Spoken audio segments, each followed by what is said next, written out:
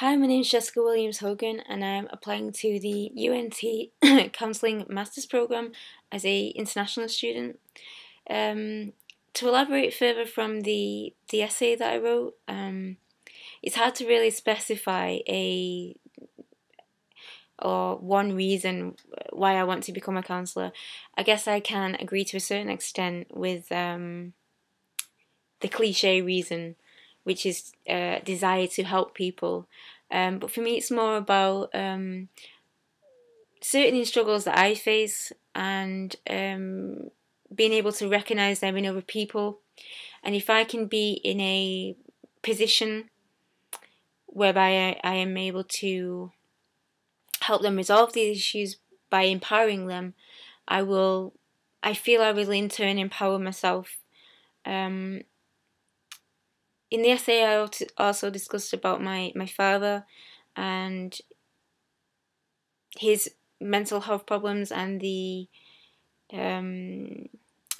complete disruption that caused to my family. And as a consequence of this, in my adulthood, I suffered from depression. And I feel in an attempt to understand this depression was a contributing factor in my decision to pursue counselling. In a way, I was trying to further understand myself. But it was when I actually started my undergraduate degree and understood the theories and the key principles that underpin them, that it really affirmed my passion for counselling.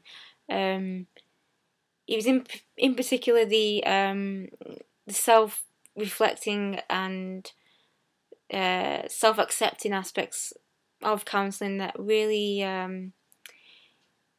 resonated with me. And it was in my final year that I was able to really self-reflect and understand my inner battles and the struggles that I have, in particular with my my self-doubt. And the reason I say inner battles is because there's also a part of me that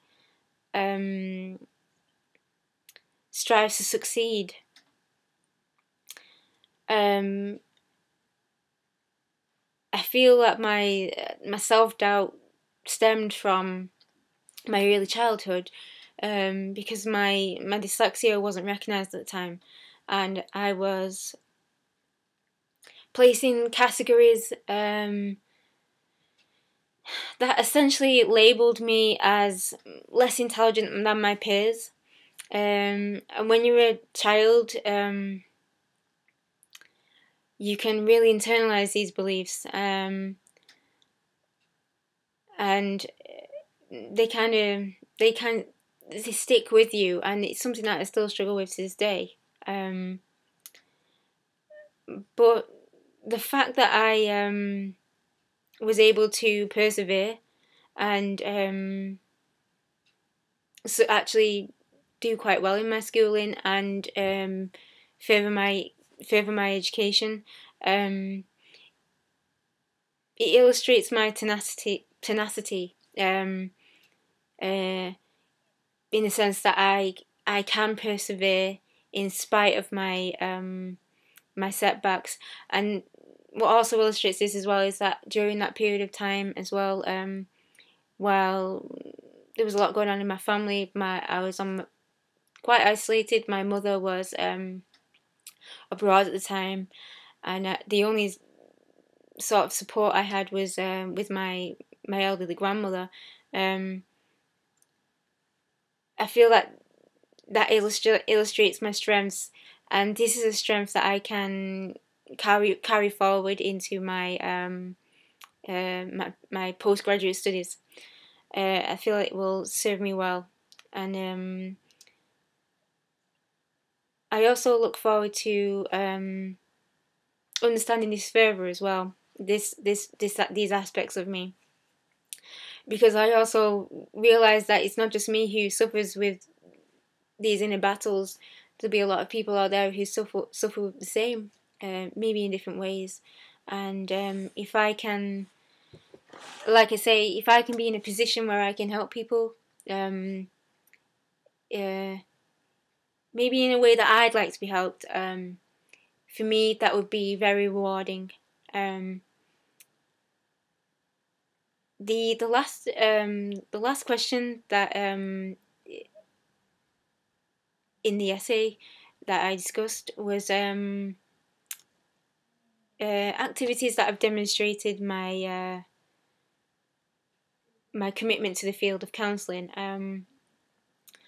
When I was in university, in my final year actually, I did a placement, an online counselling placement, and although obviously I wasn't fulfilling the professional role of the counsellor, I in a sense was an acting counsellor in a sense.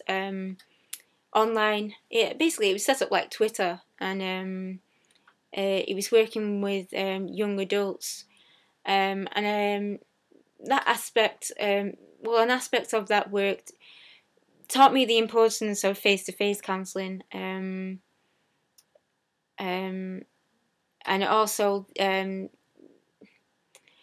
some of the struggles you're going to face as a counsellor as well. Some issues that will arise that I could face. It essentially gave me a taste of what it was going to be like, and then after I graduated, I sought work in the mental health field, which is what my current role is. I am a mental health support worker. My role is to support people with, say, for example, schizophrenia, personality disorders in the community, help them with their daily living skills, ensuring they take their medication, essentially empowering them to live as independently as possible.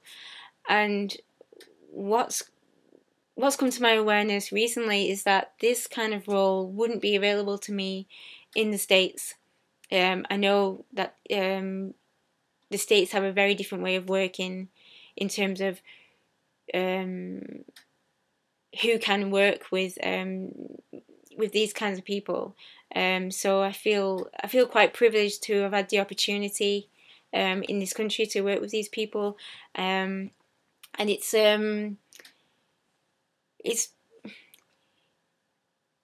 taught me a lot in a sense of, again, it's affirmed, it's affirmed my desire to be a counsellor in the sense that I enjoy working with people. It's something I really want to do. I find it really rewarding.